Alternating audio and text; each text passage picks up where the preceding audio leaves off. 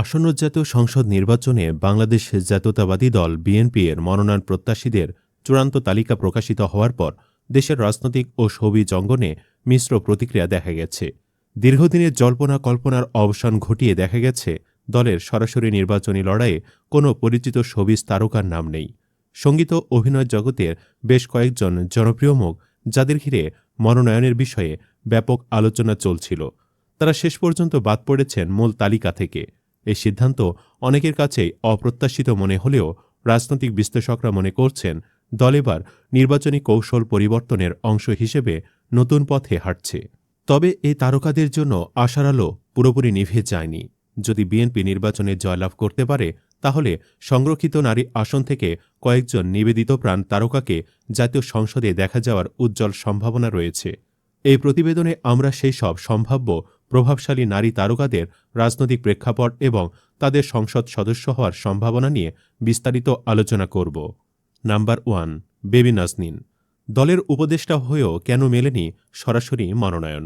BNP চেয়ারপারসনের উপদেষ্টা এবং দেশের অন্যতম জনপ্রিয় সঙ্গীতশিল্পী বেবি নাজনীন দীর্ঘদিন ধরে দলের রাজনীতিতে সক্রিয় রয়েছেন। তার নামটি বরাবরই বিএনপির মনোনয়ন প্রত্যাশীদের মধ্যে আলোচনার কেন্দ্রে ছিল। 2018 সালের একাদশ জাতীয় সংসদ নির্বাচনে তিনি নীলফামারী 4 আসন থেকে বিএনপির টিকিটে প্রতিদ্বন্দ্বিতা করেছিলেন। আওয়ামী লীগ সরকারের শাসনামলে তার পেশাগত সঙ্গীত চর্চায় একাধিকবার বাধার সৃষ্টি হওয়ায় একসময় তিনি দেশ ছাড়তে বাধ্য হন। একমাত্র সন্তানকে নিয়ে যুক্তরাষ্ট্রে পাড়ি জমালেও সেখান থেকে তিনি বিশ্বের বিভিন্ন দেশে গানের অনুষ্ঠানে অংশ নেওয়ার পাশাপাশি বিএনপির রাজনৈতিক কর্মকাণ্ডেও সমানভাবে সক্রিয় ছিলেন। দলের বিভিন্ন সভা সমাবেশে তার উপস্থিতি এবং বক্তৃতা ছিল চোখে পড়ার মতো।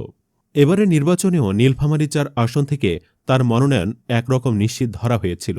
স্থানীয় নেতাকর্মী ও সমর্থকরাও তাকে প্রার্থী হিসাবে দেখার জন্য উদগ্রীব ছিলেন। কিন্তু শেষ মুহূর্তে দল সবাইকে বিস্মিত করে সৈয়দপুর সাংগঠনিক জেলা বিএনপির সভাপতি অধ্যক্ষ আব্দুল গফুর সরকারকে এ আসনে মনোনয়ন দিয়েছে। এই সিদ্ধান্ত বেবি নাজনীনের সমর্থকদের মধ্যে কিছুটা হতাশা তৈরি করলেও বিএনপির হাইকমান্ডের একটি সূত্রের মতে দলের বৃহত্তর স্বার্থে এবং স্থানীয় রাজনৈতিক সমীকরণ বিবেচনা করেই এই সিদ্ধান্ত নেওয়া হয়েছে। তবে বিএনপির যদি নির্বাচনে কাঙ্ক্ষিত ফল আসে তাহলে সংরক্ষিত নারী আসন থেকে বেবি নাজনীনের মতো একজন ত্যাগী ও পরিচিত মুখকে জাতীয় সংসদে পাঠানোর প্রবল সম্ভাবনা রয়েছে। এটি তার দীর্ঘদিনের রাজনৈতিক নিষ্ঠার একটি স্বীকৃতি হতে পারে। নাম্বার 2, রুমানা মোর্শেদ কনকচাপা। প্রভাবশালী অবস্থান সত্ত্বেও কেন পিছিয়ে? বেবি নাজনীনের মতোই দেশের আরেক জনপ্রিয় সঙ্গীতশিল্পী রুমানা মোর্শেদ কনকচাপাও বিএনপির রাজনীতিতে এক পরিচিত নাম। সংরক্ষিত নারী আসন থেকে তার সংসদ সদস্য হওয়ার সম্ভাবনাও বেশ জোরালো। এর আগে সিরাজগঞ্জ 1 আসন থেকে দ্বিতীয়বারের মতো বিএনপির প্রার্থী হওয়ার বিষয়ে ব্যাপক গুঞ্জন ছিল, কিন্তু শেষ পর্যন্ত তার ভাগ্যে সরাসরি মনোনয়ন জোটেনি। ছাত্র জনতার অভ্যুত্থানে আওয়ামী লীগ সরকারের পতনের পর সিরাজগঞ্জের কাজীপুরে তার রাজনৈতিক তৎপরতা বিশেষভাবে লক্ষণীয় ছিল। সেখানে তিনি জনসম্পৃক্ততা বাড়াতে বিভিন্ন কার্যক্রমে সক্রিয়ভাবে অংশ নিয়েছিলেন। 2018 সালের জাতীয় সংসদ নির্বাচনে কনকচাপা প্রথমবারের মতো সিরাজগঞ্জ 1 আসন থেকে বিএনপির প্রার্থী হিসেবে প্রতিদ্বন্দ্বিতা করেন। সেবার তার প্রধান প্রতিদ্বন্দ্বী ছিলেন আওয়ামী লীগের তৎকালীন কেন্দ্রীয় নেতা মোহাম্মদ নাসিম। নির্বাচনী প্রচারণার সময় আওয়ামী লীগের নেতা কর্মীদের দ্বারা বাধাগ্রস্ত হওয়ার অভিযোগ তুলে কনকচাপা পার্শ্ববর্তী জেলা বগুড়ায় একটি সংবাদ সম্মেলনও করেছিলেন, যেখানে তিনি সুষ্ঠু নির্বাচনের পরিবেশ নিয়ে প্রশ্ন তুলেছিলেন। কনকচাপা বর্তমানে সিরাজগঞ্জ জেলা বিএনপির সদস্য এবং বাংলাদেশ জাতীয়তাবাদী সামাজিক ও সাংস্কৃতিক সংগঠনের কেন্দ্রীয় কমিটির যুগ্ম আহ্বায়কের দায়িত্বে আছেন। সম্প্রতি গত বছরের 15 সেপ্টেম্বর অন্তর্বর্তী সরকার তাকে 3 বছরের জন্য সংস্কৃতি মন্ত্রণালয়ের ট্রাস্টি বোর্ডের সদস্য হিসেবে নিয়োগ দিয়েছে। এত প্রভাবশালী রাজনৈতিক ও সাংস্কৃতিক পরিচিতি থাকা সত্ত্বেও সিরাজগঞ্জ 1 আসনে বিএনপি মনোনীত প্রার্থী হিসেবে মোহাম্মদ সেলিম রেজা মনোনয়নপত্র দাখিল করেছেন। এটি দলের ভেতরের জটিল রাজনৈতিক হিসাব নিকাশেরই ইঙ্গিত দেয়। তবে তার দীর্ঘদিনের অবদান ও পরিচিতি সংরক্ষিত আসনে তাকে এগিয়ে রাখতে পারে। নাম্বার 3, শাহরিয়া শায়লা। অশ্লীল যুগের নায়িকা থেকে ত্যাগী নেত্রী, ভবিষ্যতের সম্ভাবনা। সিনেমা জগৎ থেকে বাংলাদেশের জাতীয়তাবাদী দল বিএনপি এর রাজনীতিতে যোগ দেওয়া তারকাদের মধ্যে শাহরিয়া ইসলাম শায়লা অন্যতম। 2018 সালে নির্বাচনে তাকে ফরিদপুরের ভাঙ্গা আসনের জন্য প্রার্থী করা হয়েছিল, যা তখন ব্যাপক আলোচনার জন্ম দিয়েছিল। একজন সাবেক অশ্লীল যুগের নায়িকা কিভাবে সংসদ নির্বাচনে মনোনয়ন পেলেন তা নিয়ে অনেকে বিস্মিত হয়েছিলেন। তবে শায়লার রাজনৈতিক যাত্রায় তার ত্যাগ ও দৃঢ়তা ছিল স্পষ্ট। 2018 সালের নির্বাচনের আগে 6 মাসের গর্ভবতী অবস্থায় খালেদা জিয়ার মুক্তির দাবিতে রাজপথে আন্দোলন করতে গিয়ে শায়লা পুলিশের হামলার শিকার হন এবং গুরুতর আহত হন। পরবর্তীতে নিজের এবং অনাগত সন্তানের জীবন বাঁচাতে তিনি উন্নত চিকিৎসার জন্য লন্ডনে চলে যান। সেখানে সিজারিয়ানের মাধ্যমে তিনি একটি পুত্র সন্তানের জন্ম দেন। সন্তান হওয়ার পরও শায়লা থেমে থাকেননি এবং লন্ডনে বিএনপির বিভিন্ন কার্যক্রমে তাকে সক্রিয়ভাবে অংশ নিতে দেখা যেত।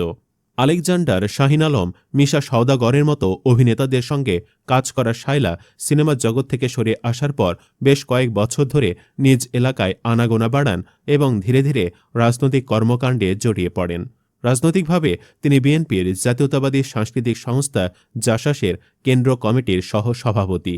দলের জন্য তার এই নিবেদন ও আত্মত্যাগ তাকে একজন নিবেদিত কর্মী হিসেবে পরিচিতি দিয়েছে, যদিও এবার তাকে সরাসরি মনোনয়ন দেওয়া হয়নি।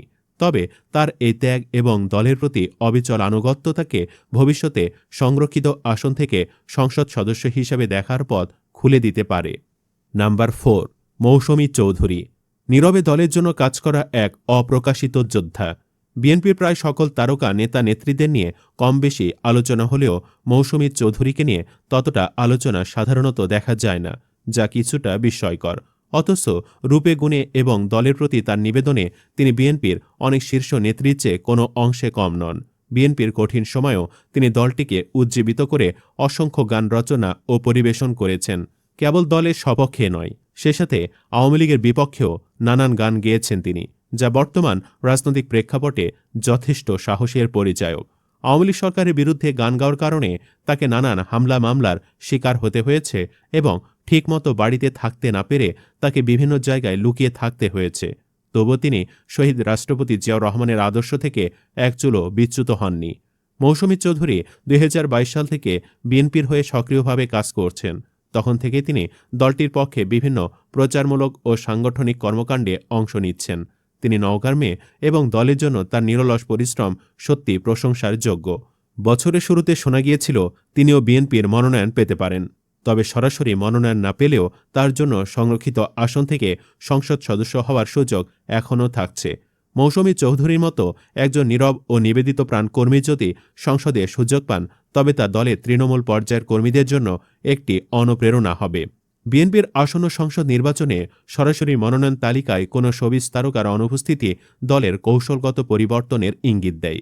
তবে এটি এই তারকাদের রাজনৈতিক যাত্রার সমাপ্তি নয়, বরং বেবি নাজনীন, কনক চাপা, শাহরিয়া শায়লা এবং মৌসুমী চৌধুরীর মতো নিবেদিত প্রাণ নারী তারকারা যদি বিএনপি নির্বাচনে জয়ী হয়, তবে সংরক্ষিত নারী আসন থেকে তাদের সংসদ সদস্য হিসেবে দেখা যাওয়ার সম্ভাবনা প্রবল। তাদের দীর্ঘদিনের রাজনৈতিক ত্যাগ, জনসম্পৃক্ততা এবং দলের প্রতি অবিচল আনুগত্য এই সম্ভাবনাকে আরও জোরালো করেছে। এটি একদিকে যেমন তাদের প্রতি দলের আস্থার প্রতিফলন হবে, তেমনি অন্যদিকে দেশের সাংস্কৃতিক অঙ্গন থেকে আসা প্রতিনিধিদের জাতীয় নীতি নির্ধারণে অংশগ্রহণের সুযোগও তৈরি করবে। আপনারা এদেরকে সংসদে দেখতে চান কিনা জানাতে পারেন কমেন্টে। ধন্যবাদ।